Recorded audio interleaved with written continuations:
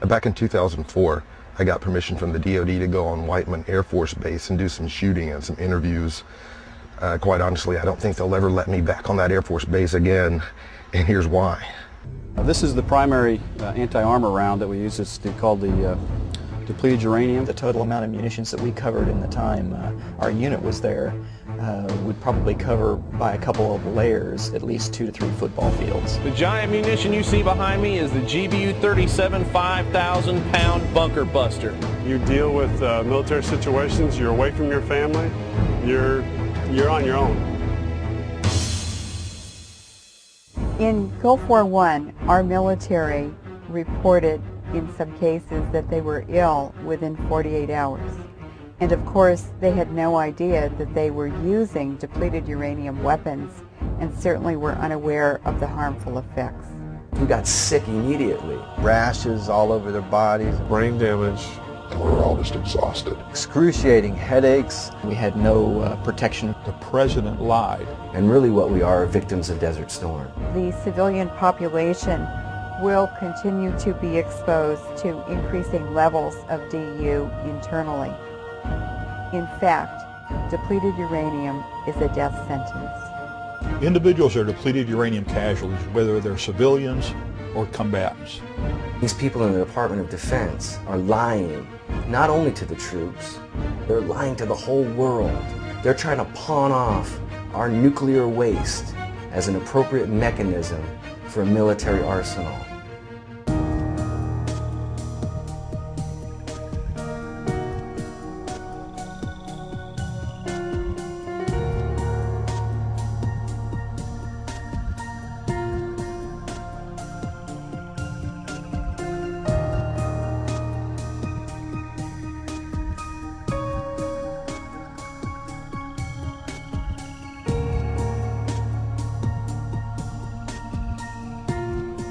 What's important for people to know is that the United Nations has declared this weaponry illegal. And it's important for us to be in receivership of this, to be in receipt of the fact that we are using an illegal weapon. We are breaking the law. If the law doesn't matter and good science doesn't matter anymore, then what does this country stand for?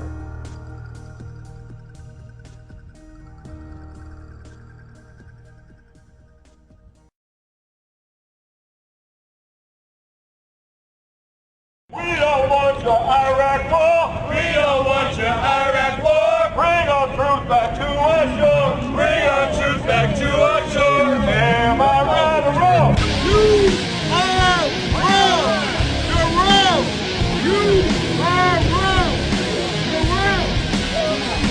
Now, George Bush, we will not stand for this anymore. On crimes against humanity committed by the Bush administration of the United States.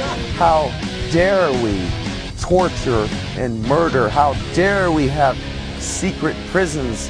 How dare we hold people indefinitely? How dare we do these acts in the name of freedom? When I was young, my teacher told me that I was free. Yeah. The American public was basically manipulated into this war. I feel like I was used as a pawn by this government in their imperialistic policies. I feel like I was sent there just to secure oil for industrialized nation run amok. I feel like I was just used and betrayed by my government.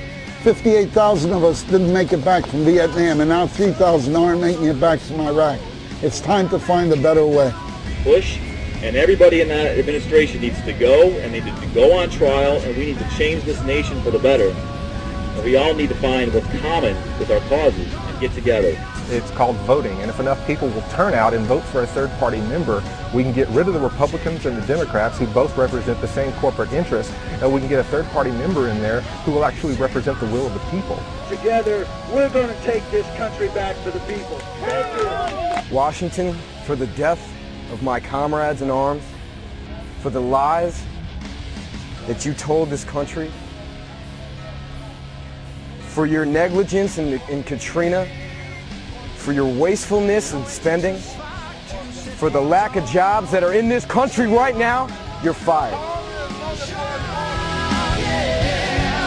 We're gonna take back control. We're gonna free our soul. Gonna take control. God, please save my soul.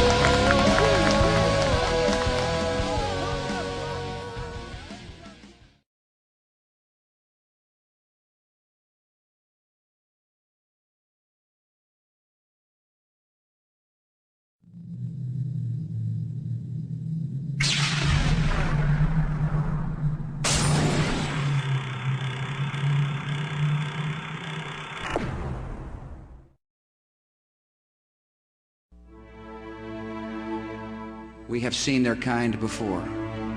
They are the heirs of all the murderous ideologies of the 20th century. By sacrificing human life to serve their radical visions, by abandoning every value except the will to power, they follow in the path of fascism, Nazism, and totalitarianism. And they will follow that path all the way to where it ends, in history's unmarked grave of discarded lies. Every nation in every region now has a decision to make. Either you are with us or you are with the terrorists.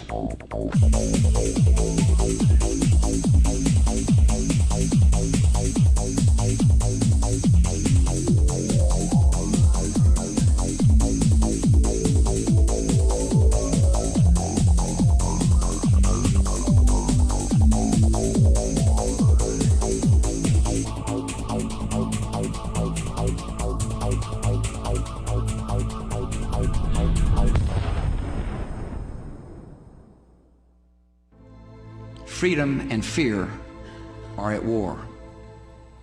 The advance of human freedom, the great achievement of our time and the great hope of every time, now depends on us. Our nation, this generation, will lift a dark threat of violence from our people and our future. When freedom is lost, it is lost forever. We are losing the right to make our own determinations about what we think, what we eat, how we protect our health, how we protect our children, and whether, in fact, we are members of a free and democratic society. The purpose of education in America today is not education. It is indoctrination, in internationalism, in collectivism, and in atheism, and they're doing a wonderful job. They have to destroy the United States Constitution and our way of life. And they've got to do so in such a way that will actually embrace it. You have to get a hold of the minds of the young. Why are we beginning to tread on our constitutional rights?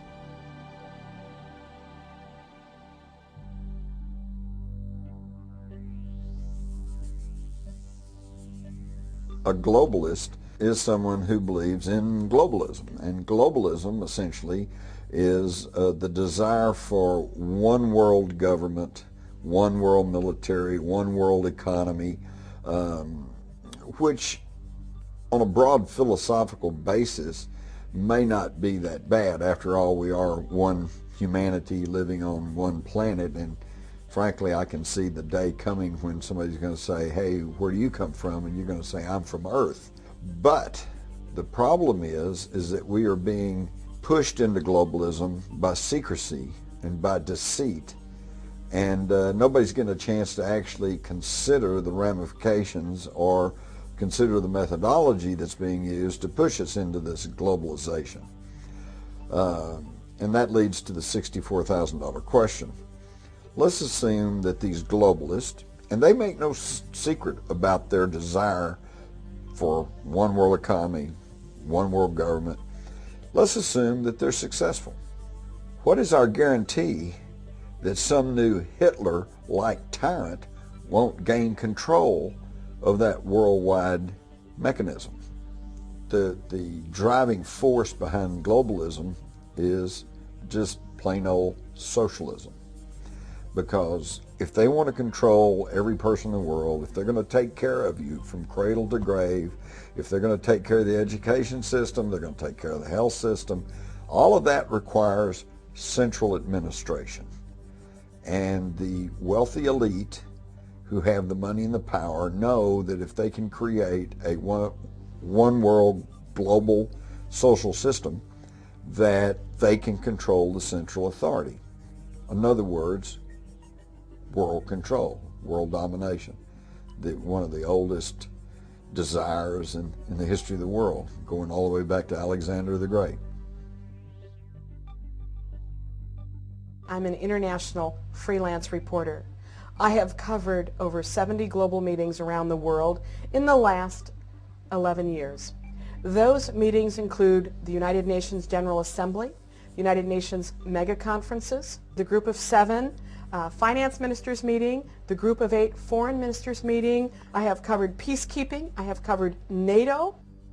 According to history, the United Nations was started as a way in which all the countries of the world would sit around the table and they would talk out their differences. This way, there would be no more wars. And that really was the mantra that was used to get the United Nations or the countries of the world to come together and discuss the idea of a way to end all future wars by sitting around the table. Everything is in place for a world governmental structure. We have a global body that is growing in power. We have a situation whereby a global tax is imminent. The global army is operational, and a global currency is right around the corner. Whether it is on sustainable development, the rights of women, peacekeeping, human rights, disarmament, outer space, the United Nations agenda is very vast and very broad and very huge. No longer are they just concerned with peacekeeping. They literally have branched out into every area of government, whether it is public-private partnership, whether it is sovereignty, whether it is sustainable development, whether it is the definition of family, whether it is the function of women, whether it is the function of peace. The whole agenda of the United Nations is to change how people think. There is an organized effort in our schools today to indoctrinate our children in internationalism. In other words, belief in the United Nations and certainly to do the thought that we should do away with national sovereignty. There's an organized effort in our schools today to teach children about collectivism and the importance of socialism and reliance upon government to change our society. There's an organized effort within education to destroy the belief in absolutes in our children and to destroy a belief in God. The purpose of education in America today is not education. It is indoctrination in internationalism, in collectivism, and in atheism, and they're doing a wonderful job. You think the purpose of education is reading, writing, and arithmetic? The purpose of education is to change the thoughts, actions, and feelings of students. Hitler wanted to control the education system in Germany. Stalin did in Russia, Mao Zedong in China. You have to get a hold of the minds of the young, where you break the person's values. You break their understanding of their individuality. You bring them to consensus with the group. They become a member of the collective. It's Soviet education, basically. Might as well say it. It's Soviet education. There's no right and no wrong anymore. You make up your own mind. Sidney Simon's book, The Values Clarification, decision-making, role-playing, all of these are all psychological techniques to strip the child of any religion. I think that Chisholm went on, to talk about getting rid of religion. He said, we've got to train the teachers, retrain them. This is Brock Chisholm, the Canadian psychiatrist, friend of Alger Hiss. Retrain the teachers as little psychiatrists. Beria, of course, going back to the 30s, he said the most important goal in the United States was to destroy Christianity. Apparently it's been important to the globalist to attack religion in general, and to attack the idea of individual liberty, because of all of those are anathema to the whole concept of globalism. In education, for example, no child left behind. Nobody can be said to be a loser. Well, of course, if there's no losers, then there's no winners. And what you're doing here, this is a socializing process designed to just bring everybody into one mediocrity.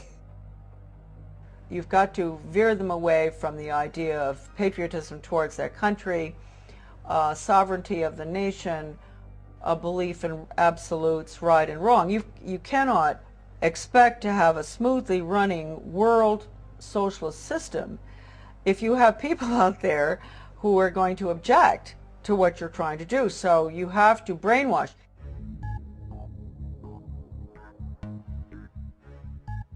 The New Freedom Commission is a federal program to mandate the bogus screening and compulsory medication of children from infancy through 18 years of age in this country, through the use of completely inappropriate screening techniques. Any child who deviates from the prescribed feeling and thought pattern that is allowed to them will be compulsorily medicated, even over the objection of their parents, with dangerous, unproven, and untested psychiatric medications to control their thoughts, their behaviors, and to impede their emotional development. This is a federally mandated program. The children now are signing what is called an assent form. Not a consent form, but a passive consent form saying that they will be involved. They have all kinds of incentives to join. They give them pizza parties for teen screen people. They give them movie rental coupons if they'll do the teen screen. And what teen screen is it asks them a number of questions. Have you ever been depressed? Are you afraid to speak in a group? Do you feel like your parents are abusing you? Those questions then go in to be analyzed, and a diagnosis is made from those questions. Parents who have found out about this are now suing. They're now very upset, going to the school systems and saying, how dare you do this to my child without my knowledge? I think it's important to understand that most of the educational programs that are implemented in the United States stem from the National Education Association. And the NEA was actually founded by John D. Rockefeller. And John D. Rockefeller, I think, voiced the beliefs of this ruling elite that wants to try to homogenize our education system when he was quoted as saying, I don't want a nation of thinkers, I want a nation of workers. So I think the education system is not only pushing people into a socialized version of government, but also dumbing the individual down to the point to where he'll be a good worker in the factory, or he'll be a good worker in Silicon Valley. He may know a lot about computers, but he is not going to have a classic education that would allow him to take all of the facets of the culture and the society and put it together and really form an intelligent opinion as to what's really going on and what might be in the best interest of the individual.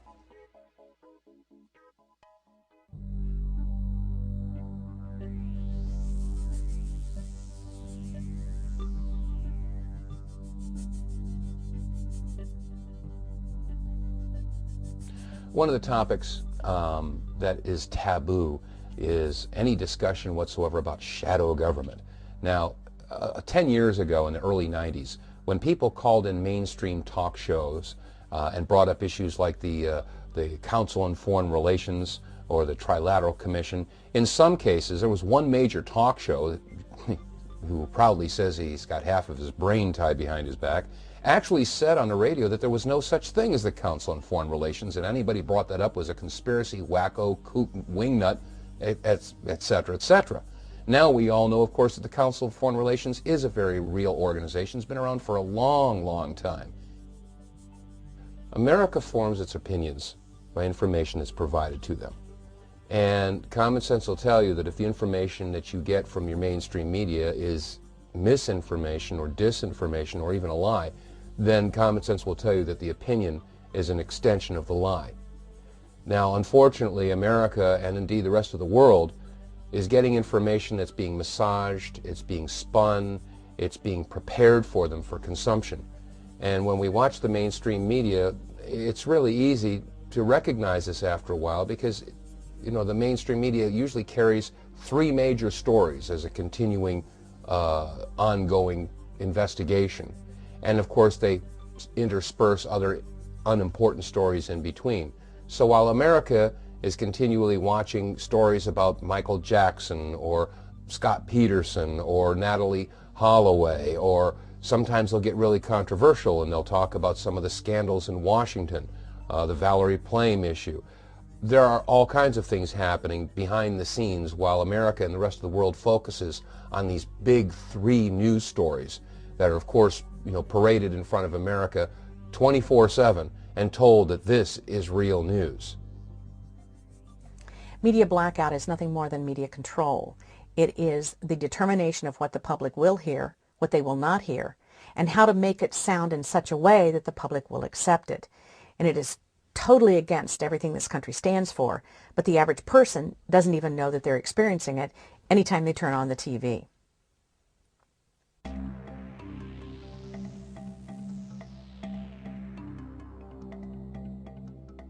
Well, I think that there's two things going on, really. There's the one aspect of media where it's a business, and they're going to put out whatever sells the most. And there are some who would say that, well, people just like the gruesome, what makes them afraid. So that's why you see that more than any other kind of news. And then there's the other theory that there's actually a mass conditioning going on. So ever since industrialization, and when people couldn't control their populations through physical force, there needed to be a measure of brainwashing so that people would basically enslave themselves and think that they were happy. And if people think they're happy, why would they ever rebel? I don't trust the media because I think they create the news rather than reporting it. I assume that consumers are supposed to have brains and use them when they get news. So of course you should be thinking when you're getting news and not just trusting. And to me that's just axiomatic for listening to another person. So it's not so much that I'm more taken in by news people than anyone else. Our president said a couple of weeks ago, we don't torture people, and you wonder why he thinks we don't torture people since most of the rest of the world thinks we do, including many Americans. And he also said if we're doing it to squash terrorism, it's legal. Well, Richard Nixon said if a president does it, it's legal. That's just not something to be accepted without thinking. I don't entirely trust the information I get from the mass media. I take it all with a grain of salt. Okay, we say we've got freedom of press in this country, and some folks have said that you've got freedom of press as long as you own it. Well, who owns the media? And when I say that, I mean it not literally, but as far as who controls the information that goes out in the media. An example, NBC is owned by General Electric, and General Electric is one of the top 10, if not top 5 defense contractors. Is NBC going to expose a news story that might in some way impede a contract negotiation, which can mean a lot of money for General Electric? I don't think so. So the point here is that we have elected officials, both Republicrats and Demopublicans, that cater to who? Certainly not the common people. We don't have the huge amounts of money to contribute to their election campaigns. The people that contribute the most amount of money are the corporations. And so that representative or senator is going to do what is going to be in the best interest of those corporations. So if the corporations are controlling and influencing our elected officials, we must also take a look at the mainstream media.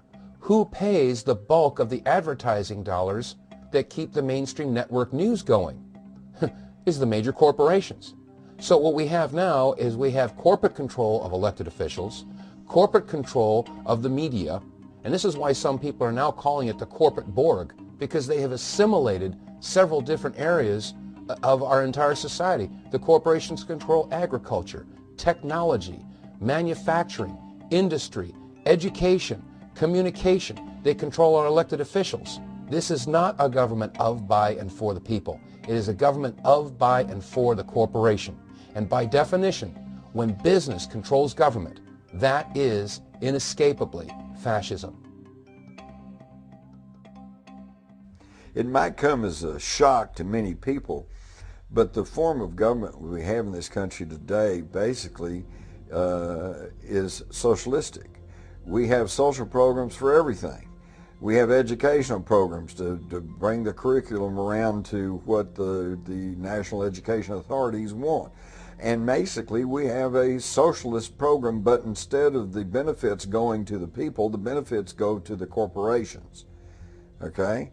So I think anyone that stops and looks at it would agree that we have socialism geared to benefit the multinational corporations.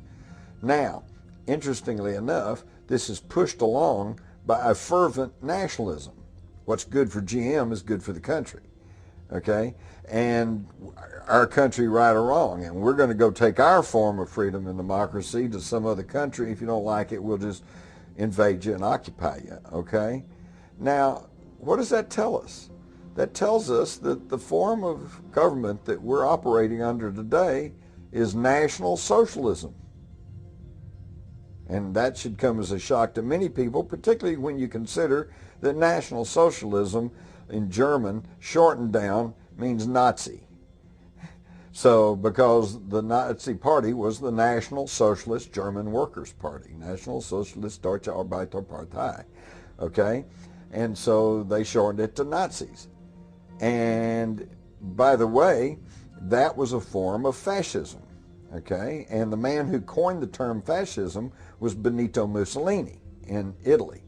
But Benito Mussolini himself said that fascism really wasn't the proper term, that it more correctly should have been called corporatism.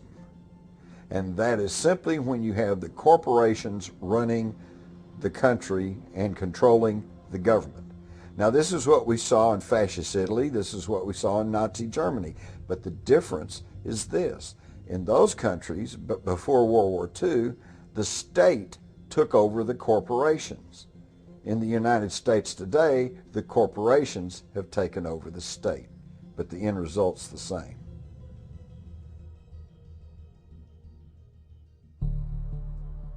The question comes up about the intelligence agencies. There's some 14 intelligence agencies in the United States.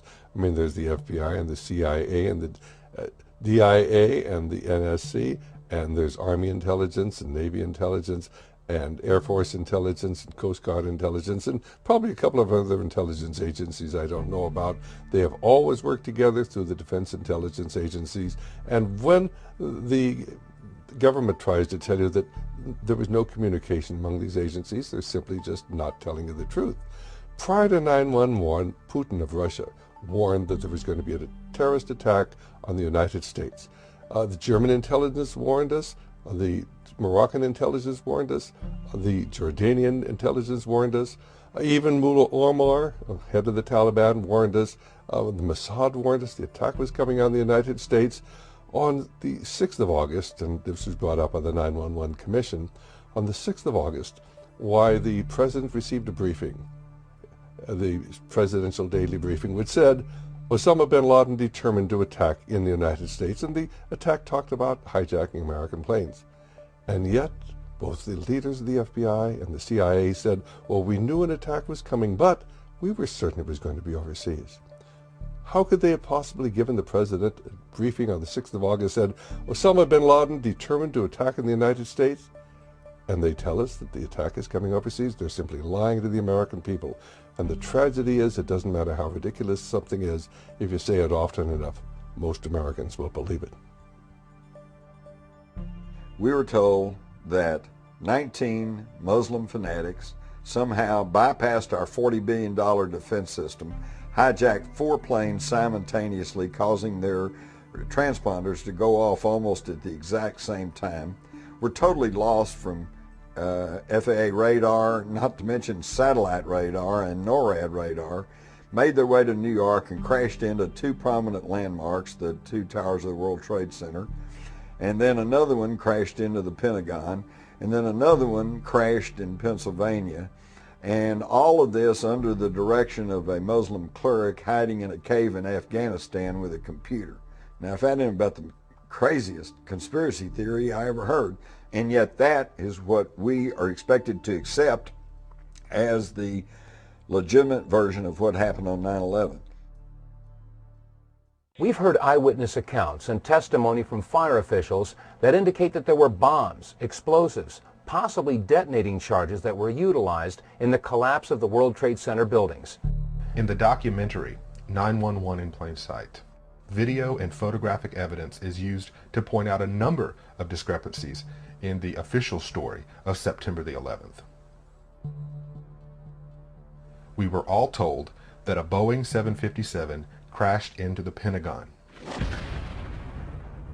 However, photographs taken only moments after the impact show a hole that is only approximately 16 feet in diameter.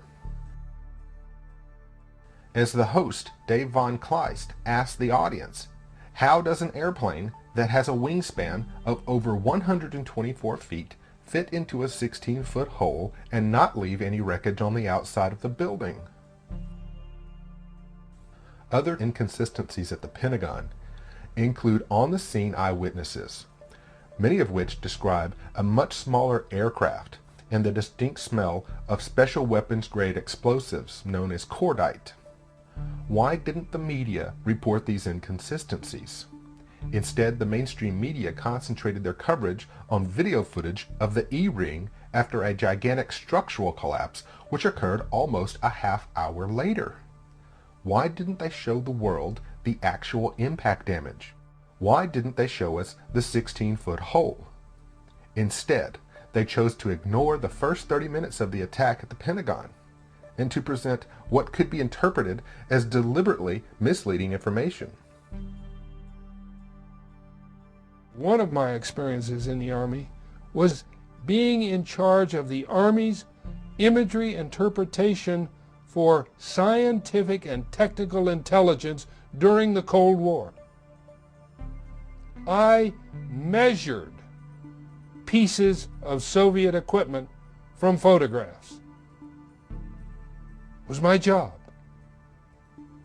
I look at the hole in the Pentagon, and I look at the size of an airplane that was supposed to have hit the Pentagon, and I said, the plane does not fit in that hole.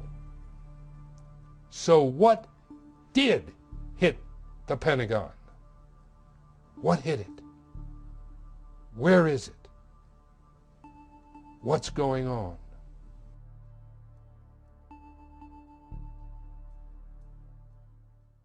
Some folks find the very thought of government involvement in the attacks on September 11th as absolutely repugnant. But as they say, if we forget our history, we're destined to repeat it. So let's go back a few years to 1961 and look at the Northwoods document. The Northwoods document was drawn up by the Joint Chiefs, and in it they planned on shooting down our own planes, sinking our own battleships, and conducting terrorist activity so that they could blame it on the Cubans during the Cuban Missile Crisis. As an example, in the Northwoods document they discuss about an aircraft at Eglin Air Force Base that could be painted and numbered as an exact duplicate for a civil registered aircraft belonging to a CIA proprietary organization in the Miami area. At a designated time, the duplicate would be substituted for the actual civil aircraft and would be loaded with the selected passengers, all boarded under carefully prepared aliases. The actual registered aircraft would be converted to a drone. Now, their plan was obviously to generate hostility from the American people towards the Cubans so that they could justify military activity. And again, the concept about military contractors comes into play because there's a lot of money to be made from war and from military action. We need look no further than the Carlyle Group and Halliburton and Brown and Root. What's going on today? Is history repeating itself? Is it possible that if the Joint Chiefs demonstrated that they had a plan and were willing to substitute aircraft and shoot one down to blame it on some innocent people, is it possible that they would do that in today's world?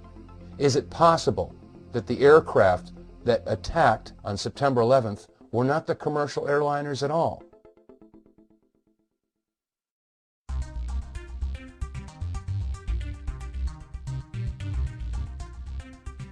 It becomes very clear that if there were indeed government involvement in the September 11th terrorist attacks, as clearly outlined in the 1962 Northwoods document, that there would also have to be a mass manipulation, if not outright control, of the mainstream media in order to shape the way the news was being reported, in order to set the brainwashing machine into motion.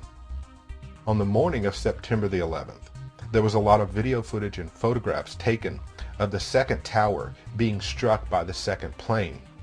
Fox News interviewed on live television one of their own employees, a Mr. Mark Bernbach, who stated on live television that the plane he personally witnessed crash into the South Tower didn't even appear to be a commercial airliner. Numerous eyewitnesses appeared on other mainstream news networks and made similar statements. The personal testimony of these eyewitnesses was seen once on live television as they were being interviewed by the reporters, and then that news footage was never seen or reported again. The sheer number of inconsistencies with the official story of what happened that morning are overwhelming. Something is being hidden from the American people, and given the fact that the United States government has declared a worldwide war on terrorism, which affects every single person on this planet, someone really needs to ask the question, why haven't we been given all the facts? The mass media in the United States is the fourth arm of the government, literally. It is comprised of people that come directly out of the government, people who are involved in the government, people who represent the government. The mass media is nothing more than the manner in which they will work to control the American people over a period of time, insidiously, one step at a time, bringing them to the consensus of what they want them to be, what they want them to feel, and what they want them to see as being the truth.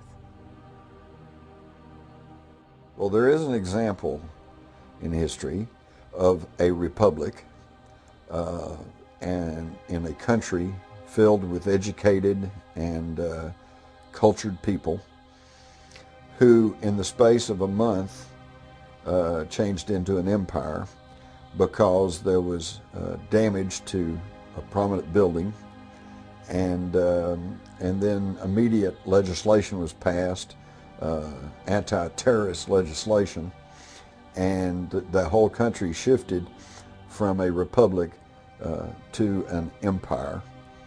And this was not the United States, this was Germany in 1933. And it started off as the Weimar Republic, but by the end of January of 1933, the Reichstag, their parliament building, had burned down, and Hitler and the Nazis blamed it on communist terrorists, and it later turned out that they themselves had said it. And then they passed through the Enabling Act, which was national gun registration, national identity cards. They set up detention centers for terrorists and dissenters, which quickly turned into the concentration camps. And Germany was no longer a republic, it became the Third Reich, or empire, the Third Empire. And so we can see that that's happened within living memory. There are plenty of people living in the United States today who lived through that in Germany, and the irony and the parallels are not lost on them. If they're going to have a global system of government, what type of government would that be? Of course, there are those now that are touting the UN as the only answer because our system is all flawed and our leaders are all screwed up and there's too much corruption here. Well, they want to bring forward this world government through the UN Charter. Many people that support the UN Charter have never read it. And if they had read it and figured out where it came from and compared the UN Charter to the United States Constitution, they'll find that they're absolutely repugnant. You can't have them coexisting. So common sense tells me that if the globalists want a one world government, they have to destroy the United States Constitution and our way of life. And they've got to do so in such a way that we'll actually embrace it.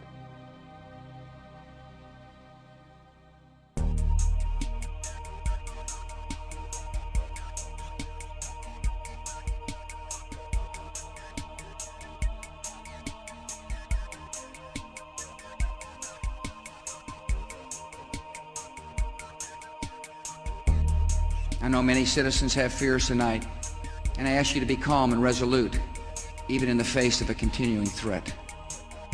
So tonight I announce the creation of a cabinet-level position, reporting directly to me, the Office of Homeland Security.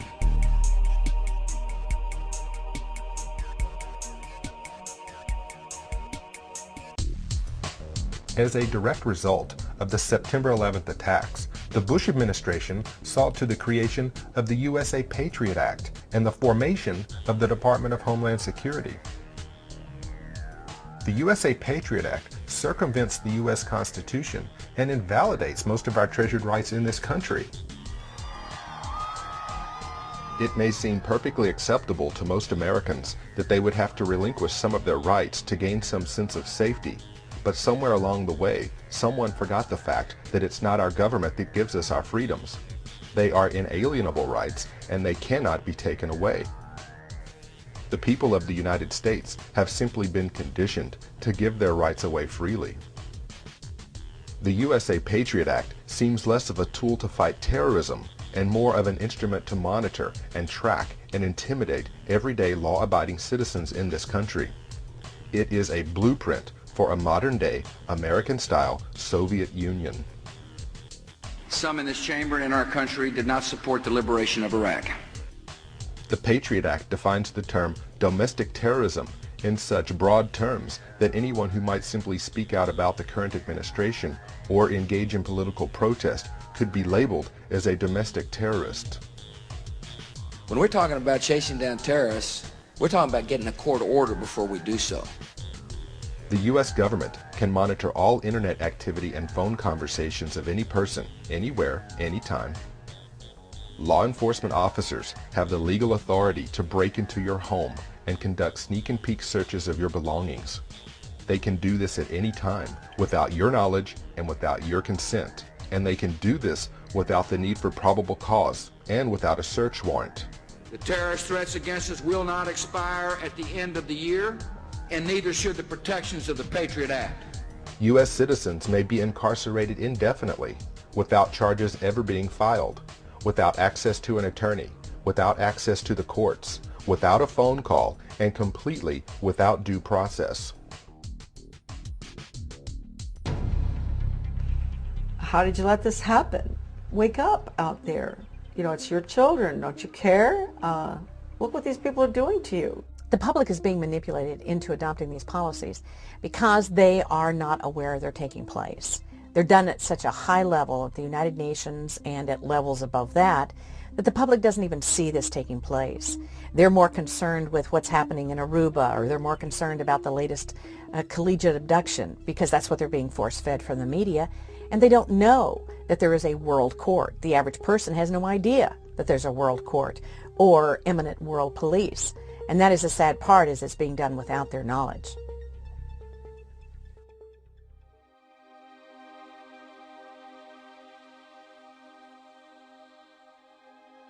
As a psychiatrist, I remember very well the condemnation by the American Psychiatric Association of Soviet psychiatrists and the Soviet Union for their use of psychiatric techniques and psychiatric medications to control political dissidents.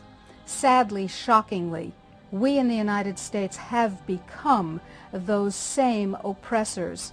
We now have a policy, as exemplified by the FBI brochure from the Phoenix Office on Counterterrorism, which says people who are defenders of the U.S. Constitution against federal government and the UN, and make numerous references to the U.S. Constitution, should be monitored as potentially murderous and fanatical terrorists. By extension, should be considered mentally unstable. Under the new Freedom Commission, mentally unstable people must be medicated on a compulsory basis with lethal and untested but very profitable psychiatric medications. In this country now, we're seeing drugs cradle to grave. In fact, it's not just in America, it's in other countries also.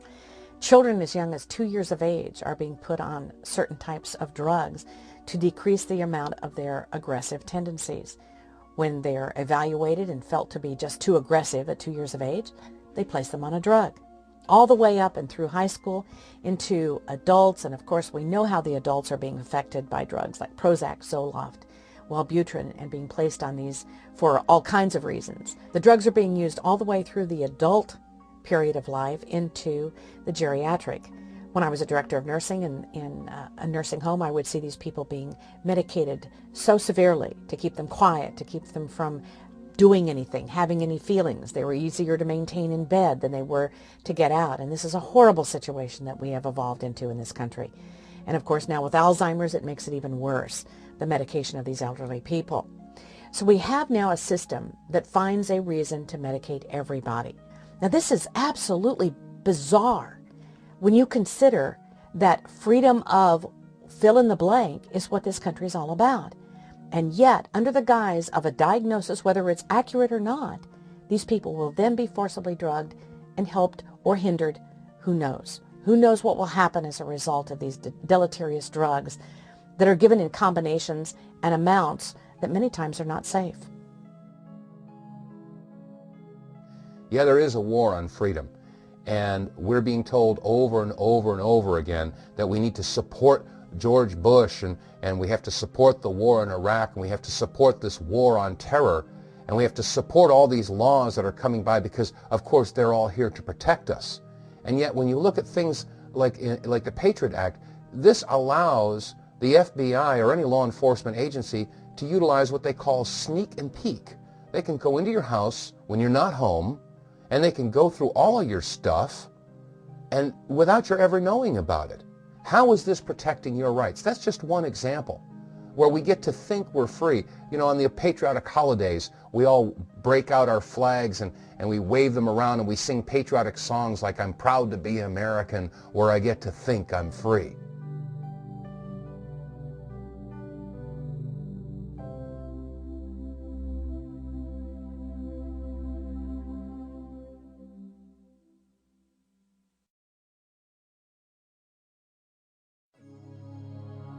In the fall of 2005, a scandal erupted that stretched on into 2006 about President Bush using the National Security Agency to monitor and to essentially spy upon American citizens. And of course, on one hand, you had people who said, well, we have to have these powers to locate and track the terrorists, and then you had people on the other side saying this is a grave invasion of privacy.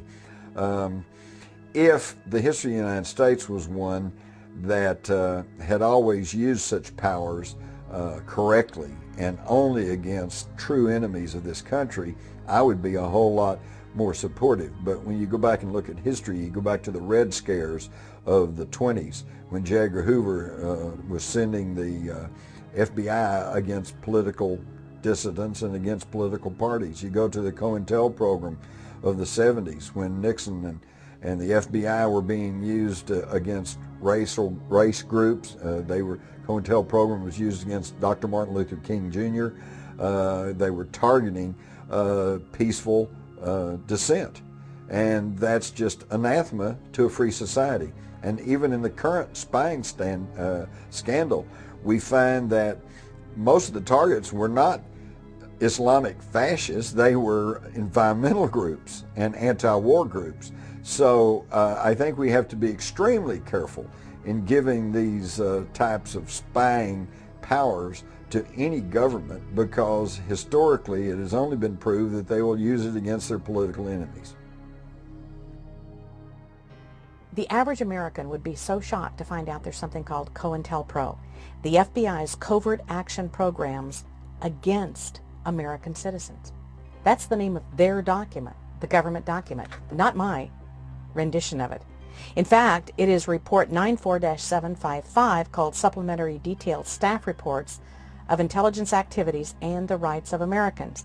This is a hearing that occurred in 1976. Now, some notable people that sat on this hearing: Philip Hart, Walter Mondale, Gary Hart, Howard Baker, Barry Goldwater, and Richard Schweiker.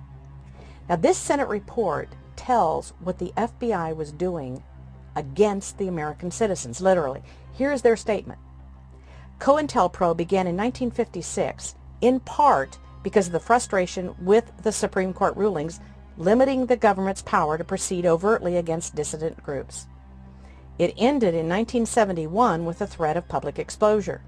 But in the intervening 15 years, the Bureau conducted, their terms, a sophisticated vigilante operation aimed squarely at preventing the exercise of First Amendment rights of speech and association. This is incredible. When you look at this, and when I was able to get a copy of this document, which is over 3,000 pages long, I was shocked. I had no idea that the U.S. government had been involved in the control of the American people in the 1960s and 70s in the manner that they did.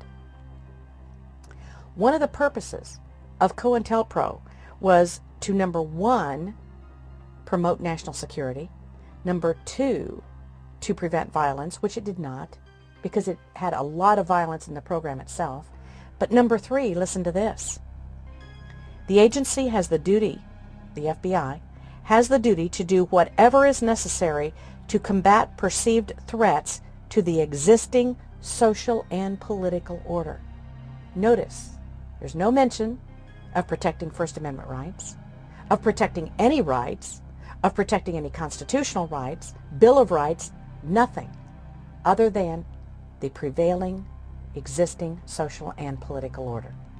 One of the things we're doing is developing all sorts of technology, not to spy on the Russians, not to spy on the Chinese, not to spy on Osama bin Laden, but to control the American people.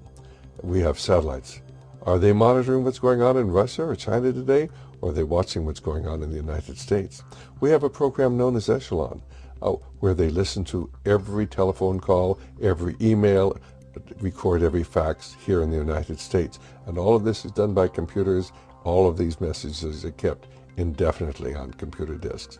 What the American people must understand is that the massive amounts of money we're spending on defense is not to protect America, but ultimately to be used to control the American population as we move from freedom to fascism.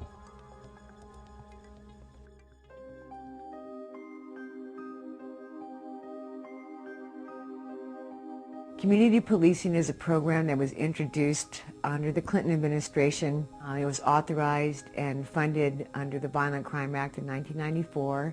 Community policing is a theory that individual rights have broke down the moral fiber of society.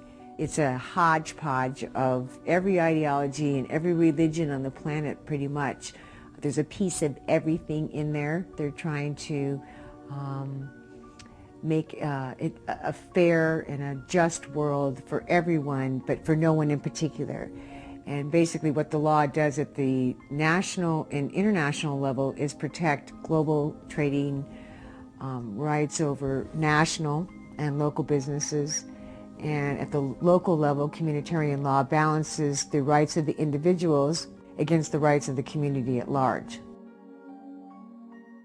The new police are targeting average people. First, they're targeted in the meetings by the local stakeholders that'll come. They'll invite the citizens to come in and identify the problems in the neighborhood or how they're going to build a better community. It's all tied into rebuilding community. It's the same MO in Iraq as it is in the United States. A small group of paid facilitators, professional advisors come to the community and they start holding what they call either stakeholder meetings or visionings, and they want to talk about the future, and they want everyone at the meetings to help them identify the values that they'd like to maintain in the community and what the standards are in the community.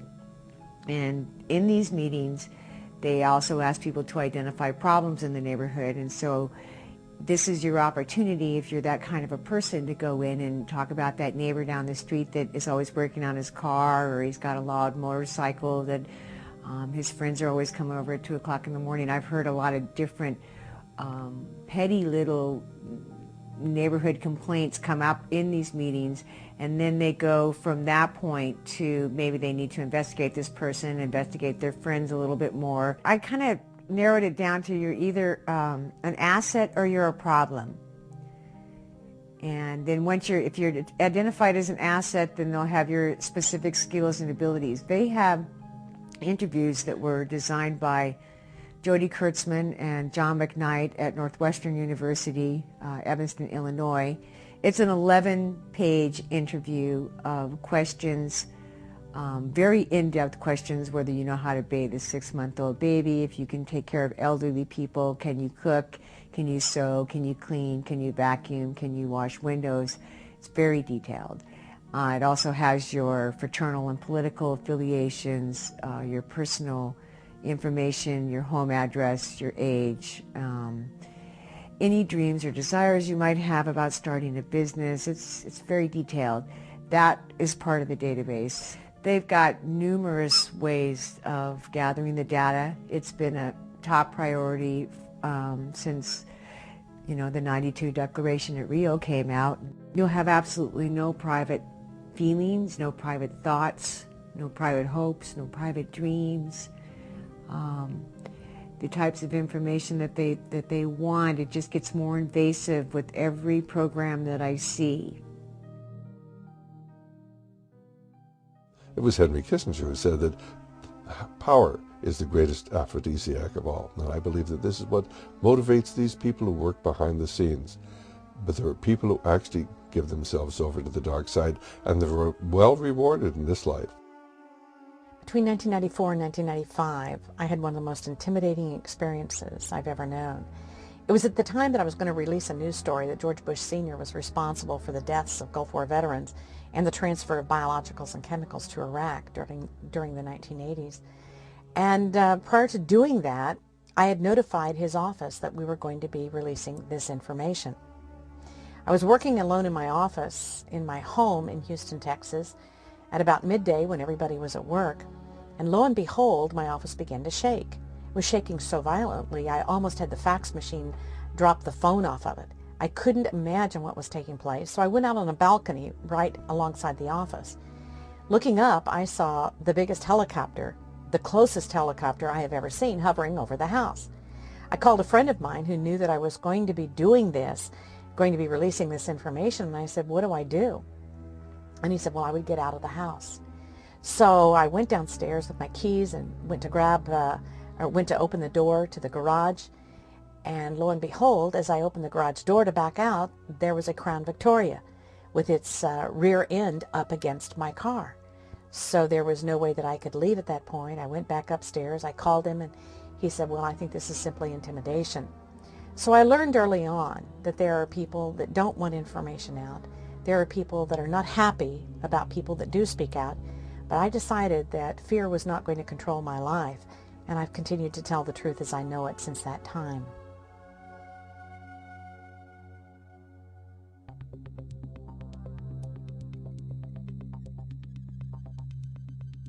My dad was a professional soldier, and my grandfather was a professional cop. And they were not the same job. I never, once in my life, heard my dad say anything other than, if you asked him what his job was, he would tell you that he was a professional killer, and that his job was to kill enemies of the United States. And police officers do not swear to kill anyone. They swear to protect and defend. They're not the same job. When the Department of Justice and the Department of Defense merged in 1998, it's in their joint technology report, that they basically, that police and soldiers basically do the same job now.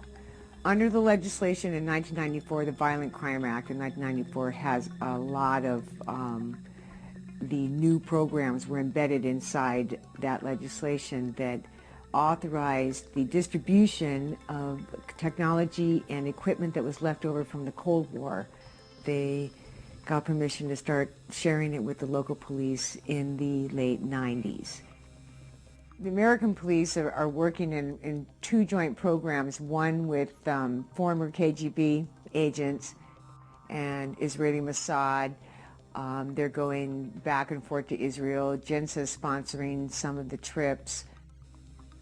They're calling Israel the Harvard of anti-terrorism and training American police how to assassinate potential terrorists by shooting them in the head rather than in the chest as American cops were formerly trained.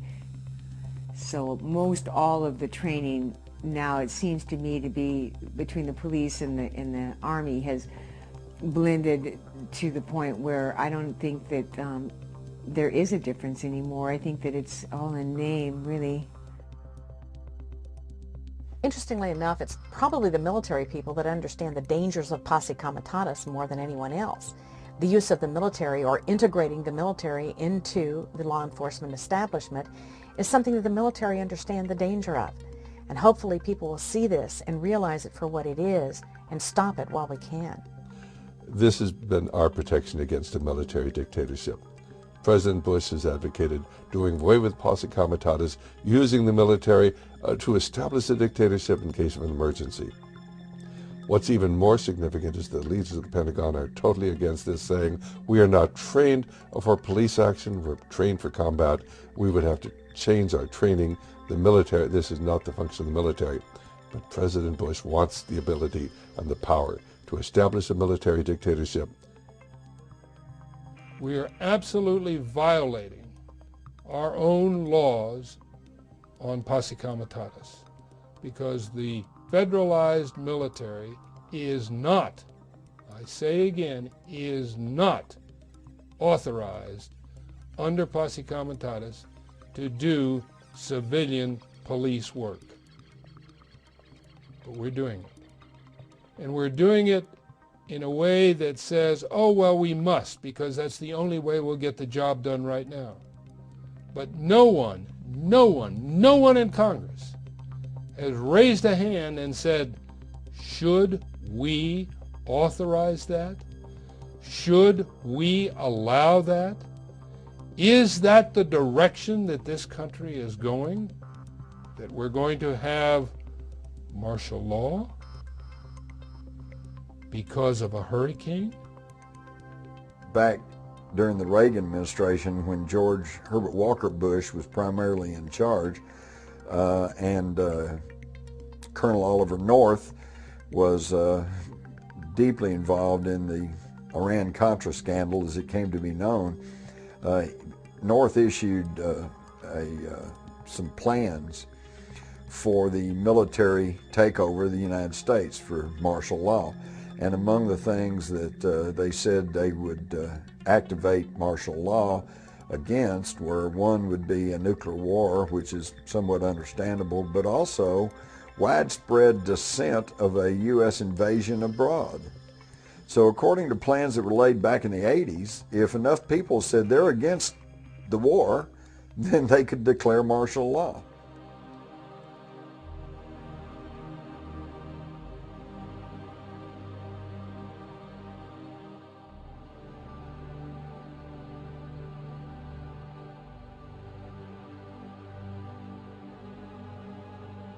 There has been a lot of stuff that's been laid down in the backgrounds of the recent laws that gives the Secretary of Health and Human Services an appointed official, not an elected official that has any accountability to the general public, really control over what is used in terms of a vaccine or drugs, who is going to be rounded up and quarantined, and who is going to be examined that they might be infectious. Back in the 1980s, during the Reagan administration, there was a project called Rex 84 that was released. And in this project, or this plan, they called for all the bases that were being closed down from the budget cuts, the military budget cuts. These bases closed down. However, when you go back to some of these bases today and take a look at them, there's a very interesting thing that's occurred.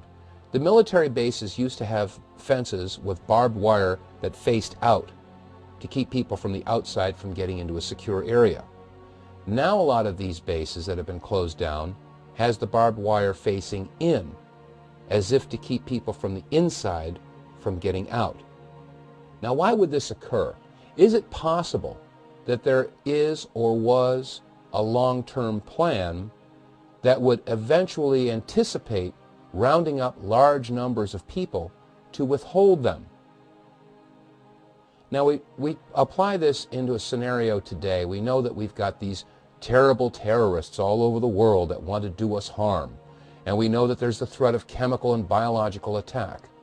In the event that there was a biological attack, or maybe an outbreak of a virus or a flu, and the powers that be had a plan for mandatory vaccinations for everybody, undoubtedly there would be a lot of people, myself included, that would refuse to take a mandatory vaccine.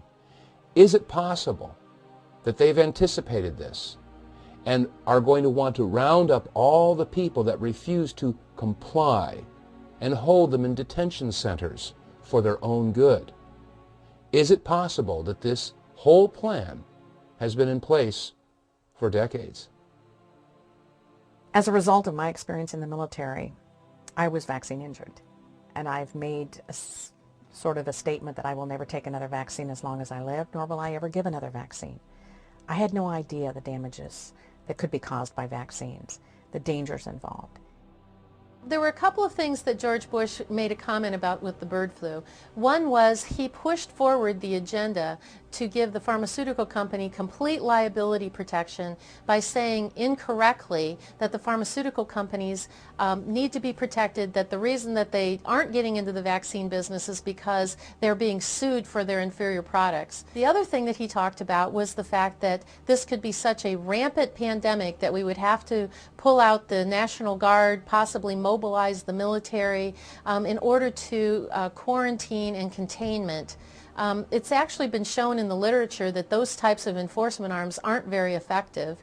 And like I said, people who are very sick, they self-quarantine. I mean, when you've got a bad case of the flu, you're not out going to the grocery store, you're home in bed. So to be able to enforce people to do that is really heavy-handed.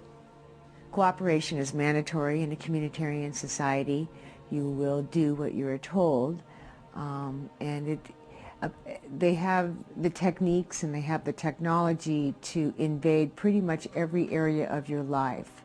We've already talked to the police. The police departments in various countries are already getting involved of how they are going to be enrolled in the whole process of mandatory quarantine, and perhaps even things like directing traffic to the vaccinations, to the schools where the vaccines are being administered, because there'll be enough people, because they run on a basis of fear, that will stampede to the local place that's giving the vaccine, because they aren't informed and they don't understand what's in the vaccine or what the problems are that are associated with it.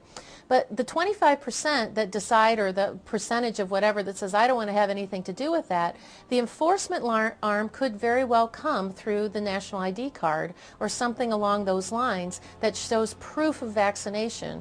They're trying to get the American people to take a national ID card. It's simply an identification card that will have all of your personal information on it. And it is what they do in every totalitarian country. America has been different than other countries because we limited the power of our federal government. The national ID card will allow the federal government to know your every action, your every transaction, and to track you from early morning until late at night, 24 hours a day, from the day you're born until the day you die.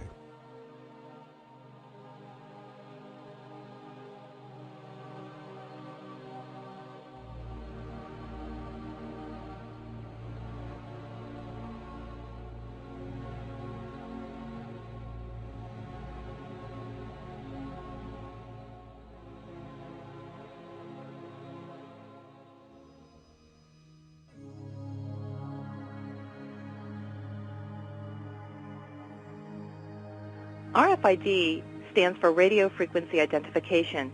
It's a technology that uses miniature computer chips. Some of these are smaller than a grain of sand to track items from a distance.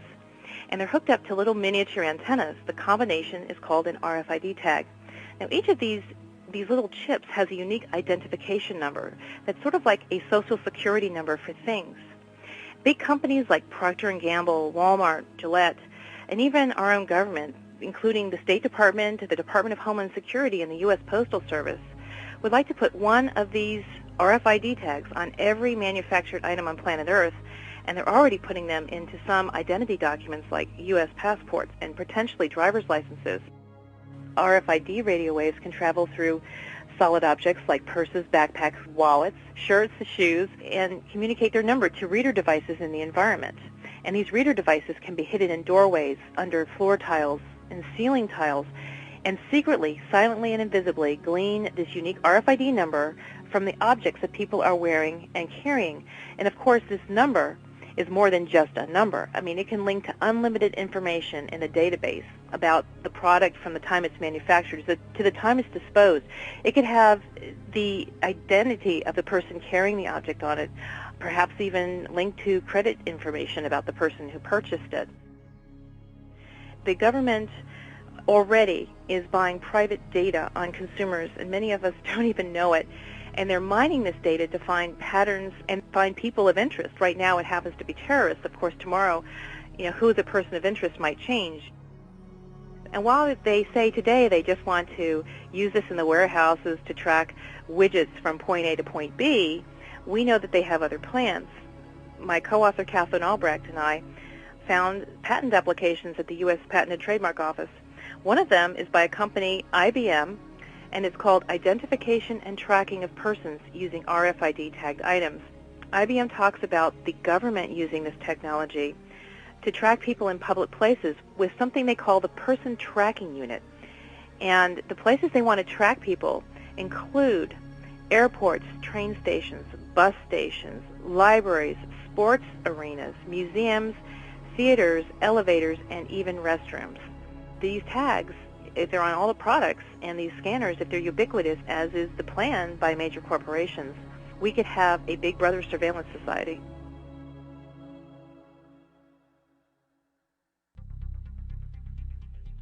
In Texas, you must have your premises registered. Then you must tag every animal. When I say animal, we're talking about chickens in your backyard. I'm talking about your kids' rabbits that they have for a 4-H project. And they have even gone so far in Texas as to say pet birds. In other words, if you have a pair of parakeets or parrots, then Grandma's going to have a tag and a premise ID for her parrots. And if she doesn't have, she can be fined $1,000 per day for every day that she does not have those animals tagged properly. I've talked to a lot of Texans that think this animal ID thing, oh, it's great. See, we broadcast in Texas. We have radio affiliates in Texas. And until I came on and talked about it, they thought, oh, this was really going to help because it was going to stop the mad cow disease if it came about. They don't realize how much freedom is being lost there. And besides, if you sell an animal, or if an animal dies, you have to let the Department of Agriculture know where that animal is. If it's dead, you have to let them know that it died. There's no way you can do this. There's no way ranchers in Texas know when animals die. We're talking about big country. We're talking about sections of land. A section 640 acres, and it's nothing to have 10, 15, 20 sections of land, particularly in southwest Texas. They don't know when the coyotes kill a calf. They have no idea. It just comes up missing at gathering time. If they can make this animal ID thing work, if they can tag every cow, sheep, pig, chicken, dog, cat, parrot, whatever it happens to be, and they can make people get a premise number, and if they can make people get a tag in those animals, then they're going to be able to make you and I be tagged exactly the same way. There is a document called The Revolution in Military Affairs and Conflict Short of War, written by Stephen Metz and James Kivett, and it is from the U.S. Army War College, part of the Strategic Studies Institute, dated 1994. And the interesting thing about this is that it refers to a device that will be implanted under the skin, to which it cannot be removed, and it will be referred to as this IPLD, Individual Position Locator Device. In fact, it states that every American could receive an IPLD permanently implanted under the skin with automatic remote activation. The problem with RFID identification, although you might be able to justify it, say, oh, this way we're going to be able to identify our animals, we're going to be able to identify our pets, we're even going to be able to identify our children if they're kidnapped. The difficulty is, of course, it gives the government the ability to track every individual in America 24 hours a day. The implantable chip is something that's only just now in the past few years been discussed openly. When it first came, when the discussion first started about 10 or 15 years ago, anybody that brought it up was looked at as some sort of a conspiracy nut, and now it's being accepted as common knowledge. They're talking about putting chips in our products. They're talking now about putting chips in people so that they can have their medical records and their bank records readily accessible, and that's how it's being sold. But what they're not focusing on is the possibility that this could be used to control people. And I don't think that it's a very far leap to realize that this is exactly what the long-term goal is to be able to keep track of people, invade your privacy, and control you. We've been told that special forces in all of the military branches are now being chipped. And of course, the reason being that if they're a POW, they'll be easier to find. And that's a reason that is a good reason.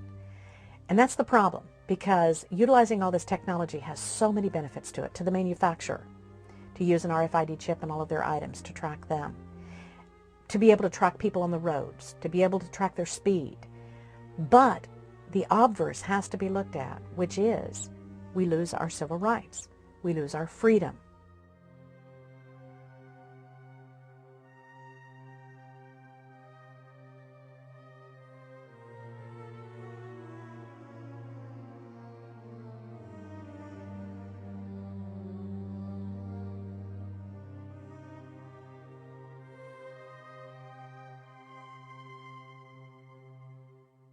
There have always been those who wanted to control others. There have always been those who believed that they were born to rule and the others were born to serve. And today there are people in key positions in our government who believe in an authoritarian society. And they're working to take away our freedom, to centralize all power in Washington, D.C., and to create a horror for the future.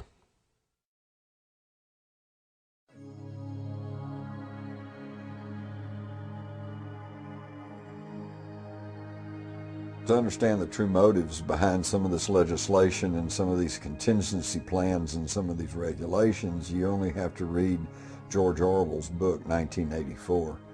And you find that back in 1948, when this was written, they foresaw a future society where everyone was just a cog in the machine and everyone was labeled, numbered, identified, and this was before the age of the computer. So they've been working at this for some time, but now it's coming to fruition thanks to digitization and computerization. Let's think outside the cage for a second. If we are indeed moving towards an Orwellian 1984 scenario, and if information is being controlled and withheld and manipulated and massaged to direct the people towards a certain agenda, doesn't common sense also tell us that for those that refuse to fit into the mold, that continually think outside of the cage, those people are going to have to be somehow discredited. They're going to have to be ridiculed. They're going to have to be demonized and persecuted. The U.S. government is increasingly putting money toward military operations, referred to as military operations other than war. These are often seen as non-lethal weapons. DARPA, Defense Advanced Research Projects Agency, has a number of weapons that they call soft kill weapons. The weapons sort of where you wish you were dead, you just weren't killed when they were used, because they can be very painful, they can be very damaging. Acoustic weapons that can destroy the hearing of people. Lasers that destroy sight. Microwave weapons. Active denial weapons, as they're called. One that is now being utilized in Iraq called Project Sheriff. These weapons are devastating. They can cause intense burning. I mean, real intense burning, up to 120, 130 degrees, in which an individual feels as though they're about to die, and unless the laser or the microwave is removed from them, there is no relief from the pain. What frightens me is that these weapons are used not for a war zone, but for a community, a city, a riot control situation. I think their end goal is to find some way to reverse our freedoms and our rights to do the things that have been guaranteed us by our Constitution. And I think that our president in particular wishes to skirt his responsibilities and take advantage of doing what he wants without having legal permission worldwide and also in the United States. I think our forefathers would roll over in their graves knowing that we were rescinding as many rights to fight a war that is an unjust, immoral, and illegal war. And I think that there's a larger plan behind this. I think that the reason they're doing that is not just to protect this country or its people, but I think it's to control the people. I think it is in an effort to take freedoms away so that our people en masse don't know what's really happening, and they keep them in a state of fear. And if they're in a state of fear, they're easy to control.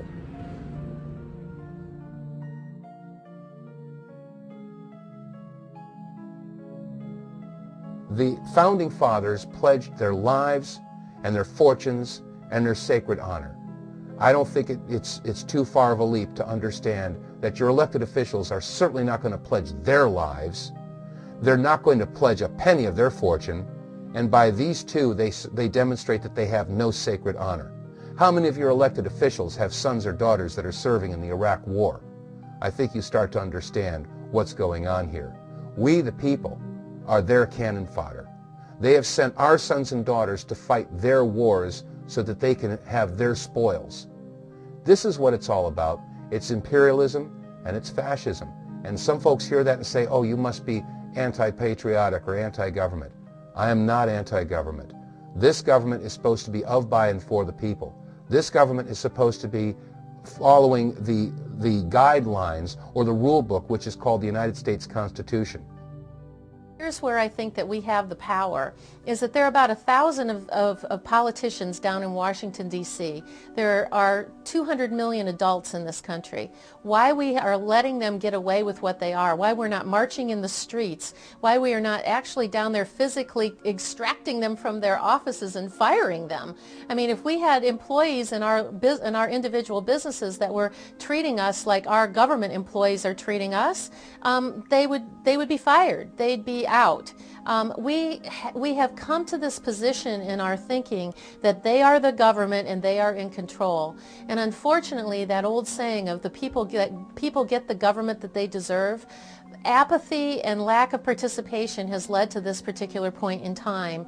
And unless we do something to change that and reverse the tide and put the government back into the position where they should be, which is our servant and working for us, we're going to get the government that we deserve. For any one thing that I could change, I think it would be to go back to a true constitutional form of government in which there would be true accountability. The problem we have right now is that the judicial system is not accountable. The executive system is not accountable.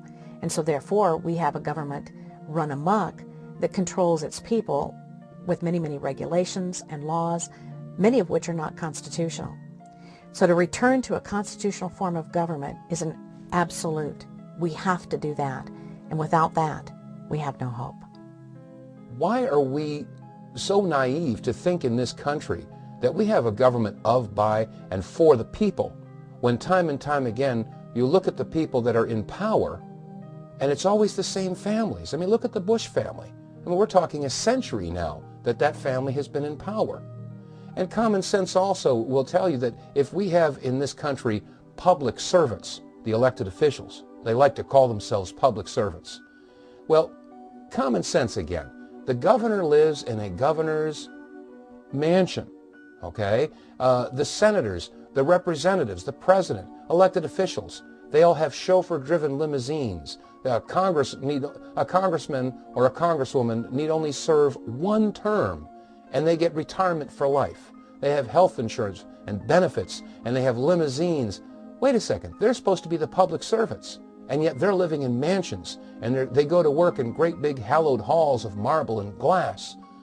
If they're the servants, and we're the masters, why are they living like kings, and the rest of us live like paupers? These are questions that are so basic and common, and yet no one ever asks these things. This is the structure that has been basically put into power and continues today, and the powers that be are not going to give it up without a fight. First of all, you have to understand what is going on. Secondly, you have to learn how to present it to others. You've got to educate people. You'll talk to them. Maybe they're not going to want to listen to you. Your job is not to convince them. Your job is to tell them the truth and try to get them to begin to think. Because as things get worse, and they are going to get worse, why we hope that down the line they're going to begin to remember what you say. And then I would honestly believe that we have to be active as far as the political process is concerned, realizing that the political process has been corrupted through the voting machines and through the control of the media. They are largely able to control the electoral process. But if we can start simply in one city, if we can start in one precinct or one district or one county or in one state, we can gradually begin to move towards taking America back. Up until this century, the year 2000, if you didn't like what was going on, you just moved. You got away from it and started off again. You got your little house on the prairie and lived your own life. The problem today is there's no place to go. We're going to have to turn, and we're going to have to confront Big Brother, and we're going to have to struggle if we're going to maintain our individual liberty and freedom.